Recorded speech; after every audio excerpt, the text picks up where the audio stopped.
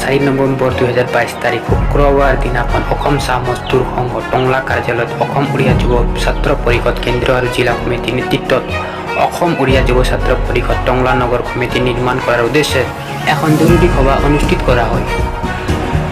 উক্ত সভাখনত উপস্থিত থাকে ওদালগুৰি জিলা সমিতিৰ সভাপতি শ্ৰী সুৰেন বাগ আৰু উপস্থিত থাকে হাতীগড় আঞ্চলিক সমিতিৰ সভাপতি শ্ৰী অমিত তান্ত্ৰিক, লগতে উপস্থিত থাকে হাতীগড় আঞ্চলিকৰ সম্পাদক শ্ৰী দেৱ বেৰ।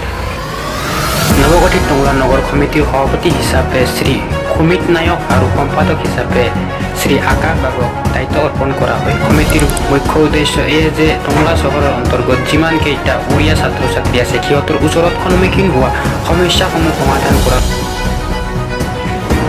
লগতে আগন্তুক উড়িয়া নৱগত আদৰণীয় সভা আয়োজন কৰা আৰু এই মডেল যুগত উড়িয়া সংস্কৃতিটো বচাই ৰখা।